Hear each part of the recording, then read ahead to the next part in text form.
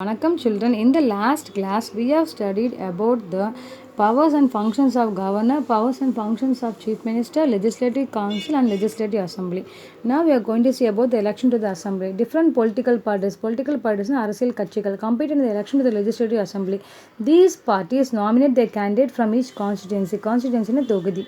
The candidate in that is that the person who contests for election and asks people for vote. A person has to be at least 25 years of old to contest for election to the legislative assembly. One person can stand for election more than one constituency at the same time. அப்படி எலெக்ஷனில் நிற்கக்கூடியவர் ஒரு தொகுதியில் மட்டும் இல்லாமல் ரெண்டு தொகுதியிலும் கூட அவர் எலெக்ஷனில் நிற்கலாம் அந்த இடத்துல at the same time, even if a person does not belong to any political party. அரசியல் கட்சி எல்லாம் அல்லாத இருக்கிறவர் கூட contest election, he can stand for election as an independent candidate, அதாவது சுயேட்சையாக நிற்கலாம். Every party has its own symbol. Independent candidate also given election symbol. The members of the legislative assembly are elected directly by the people. All the people residing in the area, that is 18 who have completed 18 years of age, can cast their vote. அதாவது universal adult franchise அர்த்தம். According to the constitution, legislative assembly cannot have more than 500 members and not less than 60 members. நம்ம Tamil Nadu legislative assembly 234 இருக்கு. Some seats are reserved for scheduled castes and scheduled tribes. A governor can nominate one member from the Anglo-Indian community for this MLA post. Then, the member of the legislative assembly are elected for a term of 5 years.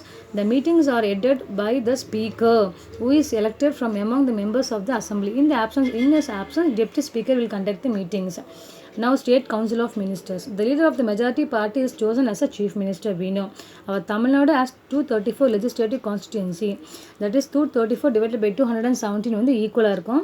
Then 118 அப்படின்றது majority. The party with more than 118 elected candidates are invited by the governor to form the government. The chief minister chooses his minister from various department headed by him. So this is called state government. The party with who got majority seats in the election forms the government. Working of the state government. After being elected, the MLA will participate in the sittings. They will attend the meetings 2 or 3 times in a year. Their duty is to make laws for the state. See, the legislative powers are divided into 3 subjects. One is state list, union list and concurrent list.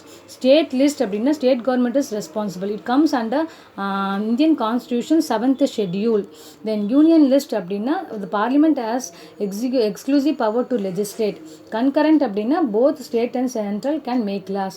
State list there are 61 subjects with regard to public order, state court fee, local government, public health, sanitation, hospital, etc. Union list there are 100 subjects with related to defense, naval, army, CBA, atomic energy, foreign affairs, etc.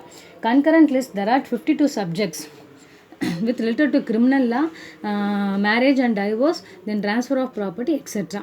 However, during state emergency, it cannot exercise its legislative powers. Then the assembly has control over the state council of ministers. They are responsible and they are answerable. The elected members of the legislative assembly can take part in the election of the president of India, and all the members can take part in the election of the members of the Rajya Sabha. See, parliament we have studied upper house and lower house. So Lok Sabha, house of the people, 543 strength இருக்கணும். Rajya Sabha, council of state, 245 strength. People cast their vote directly for Lok Sabha. Then members of the parliament, that is called Lok Sabha. President nominate 2 members of Anglo-Indian community. இங்க Rajya Sabha members-ல president nominate 12 members in the field of science, art, experts. Okay. Now, how laws are made in the state government. Several kinds of rules and laws have been made for the people, for the country. For example, a person cannot keep a gun without a license. Similarly, a woman cannot marry before the age of 18. So these rules and laws are not just made.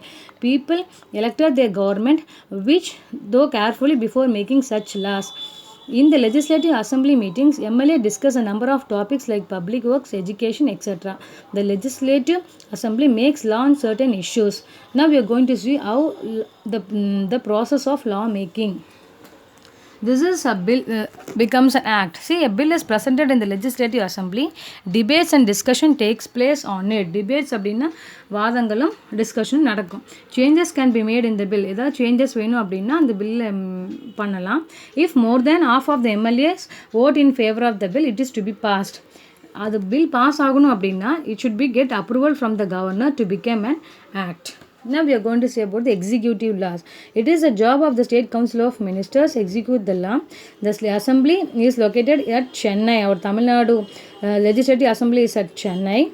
The state government has several government officials to execute the laws, like collectors, Dasildar, block development of. They have to follow the orders of the state government. Now we are going to say about the judiciary state. High Court. High Court stands at the head of the state judiciary.